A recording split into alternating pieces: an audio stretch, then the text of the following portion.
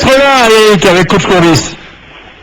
Comment allez-vous? Ben écoute, nous ça va, on voulait prendre un petit peu des nouvelles, le temps a avancé, et puis là tu nous fais la surprise avant la fin de notre émission, on est très heureux de t'entendre.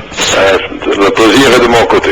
Alors comment ça se passe l'adaptation au Maroc, Eric? Vous êtes arrivé il y a quelques semaines, et vous reprenez là une équipe qui a besoin de victoires.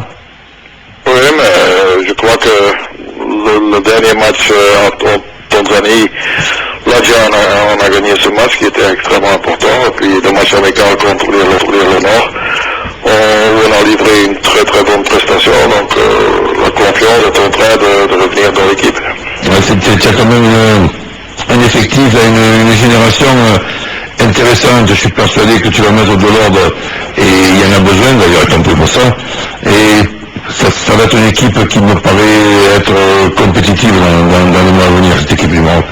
Mais en plus c'est une équipe qui est assez jeune, parce que si les joueurs qui ont la double nationalité vont choisir pour nous, ce sont des joueurs qui ont à peine 20 ans, plus le fait qu'il y a quelques joueurs qui ont quand même déjà une grande expérience, donc le mixte de ces deux-là, je crois que le Maroc est parti pour faire une bonne période. Les trois Montpelliérains que bon, j'ai le plaisir de bien connaître, sont des joueurs très très très intéressants. Hein. Oui, surtout Belanda qui a fait son premier match, et après un début un peu hésitant, après 20 minutes, il a joué un tout gros match, donc non, il y a de l'avenir dans cette équipe marocaine. Eric, comment est-ce que vous avez été accueilli au Maroc? Parce qu'on sait que la presse marocaine était très tendue avant votre arrivée, ils réclament des résultats, puis là-bas quand on réclame des résultats, on y va cash, hein, c'est direct. Comment ça s'est passé les premiers contacts?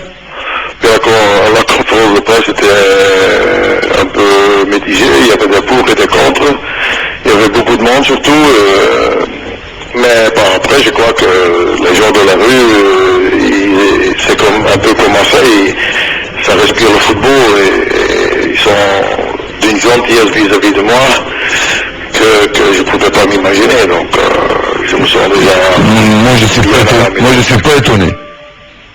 Vous savez que, bon, il y a évidemment Maroc-Algérie qui fait saluer tout le monde dans quelques mois, c'est un match qualificatif évidemment pour la prochaine Coupe d'Afrique. Vous savez que ça se pourrait bien que ce soit le Maroc d'Éric Guéret contre l'Algérie de Coach Courbis. Ça serait bien. Je sais pas pour qui. Non, ce serait bien d'avoir un entraîneur sur l'autre banc que j'estime beaucoup et avec qui je suis copain, quoi. Bon, Eric, si vous voulez pas, faut le dire, hein, parce que peut-être que c'est mieux sans coach hein, pour gagner pour le Maroc. Hein, je sais pas. Hein. Non, je crois que ce serait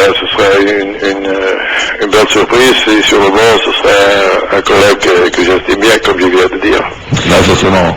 Alors, on rappelle évidemment qu'en équipe du Maroc, qui est le leader naturel, évidemment, aujourd'hui, est Marouane Chamakh, qui est des meilleurs attaquants du monde et qui donc est toujours fidèle à sa sélection. Il était d'ailleurs là lors du dernier match amical en Irlande du Nord. J'imagine que vous comptez sur lui plus que jamais, là, Eric Guéret.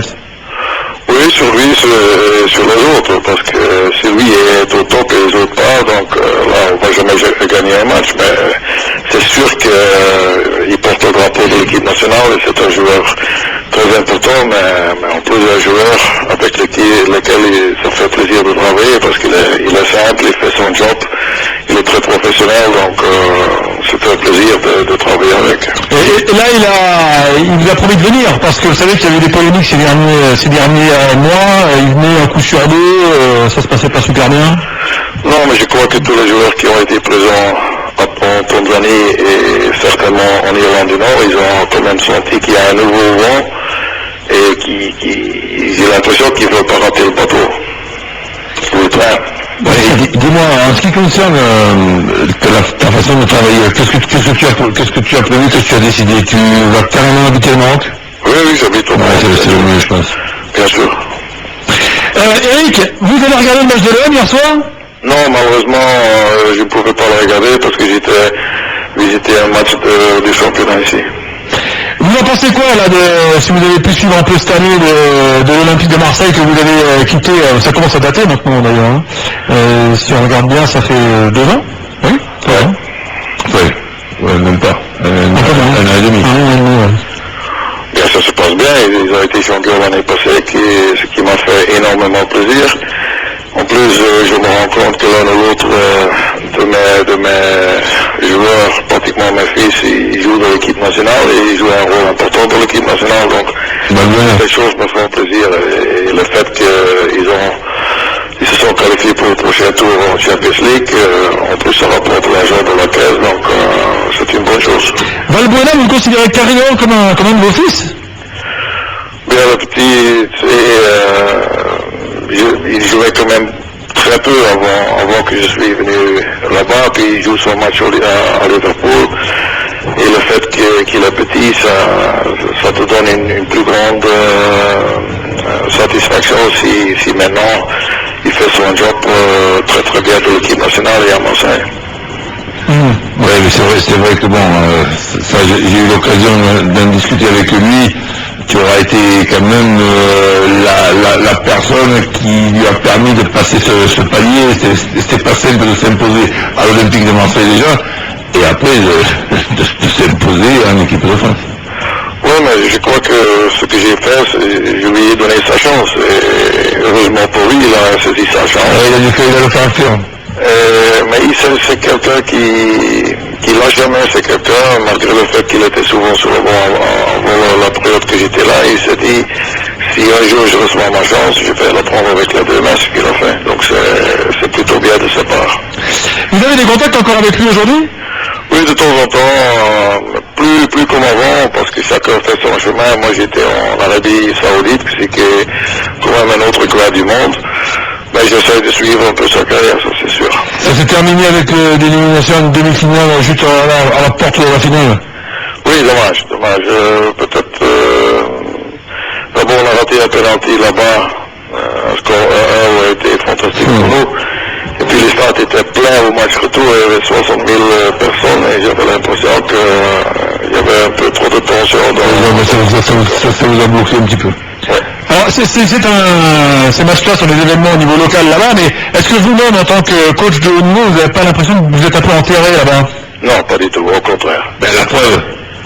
Alors, mais nous, vu d'ici, j'ai dit, mais pourquoi est-ce que Eric Garrett va en Arabie Saoudite? On pouvait le penser, puis bon, finalement, le voir aujourd'hui sélectionneur du Maroc, dans une autre façon de bosser, parce que je ne sais pas si tu es d'accord, mais je fais quand même une énorme différence entre le boulot d'entraîneur et de sélectionneur, même si on est toujours responsable d'une équipe, et je trouve totalement différent l'approche. C'est jour et nuit. Parce que les premiers 10 jours, je me suis levé le matin, je voulais aller à l'entraînement, je me suis rendu compte, merde, j'ai pas d'entraînement. Donc, mais tout doucement, je regarde beaucoup de matchs, je voyage beaucoup pour voir les joueurs qui jouent à l'étranger. Donc c'est un job quand même très très intéressant. Ouais, c'est passionnant. Excusez-moi de revenir sur l'Arabie Saoudite, Eric, mais que vous a apporté l'expérience là-bas? Bien, les difficultés que j'avais les 2-3 premiers mois, pour m'adapter à la culture, à la religion, à la discipline des joueurs. Mais tous ensemble, on a été capable de créer quelque chose de très fort. On a gagné le championnat avec des longueurs d'avance. Et puis comme quelques-uns m'ont dit, tu pleures 2 fois quand tu vas en Arabie Saoudite, quand tu y vas et quand tu dois partir. Et effectivement, ça a été le cas, parce qu'après quelques mois, tu commences à avoir des amis, tu sors une fois à gauche et à droite. Et finalement, cette période a été peut-être une des plus importantes dans ma vie. Pour conclure, on va dire un mot quand même de l'Olympique de Marseille pour conclure. Vous avez déclaré récemment que peut-être que si les choses s'étaient passées un peu différemment au niveau des dirigeants, vous seriez sans doute resté ou peut-être même encore là aujourd'hui. Vous avez encore des regrets?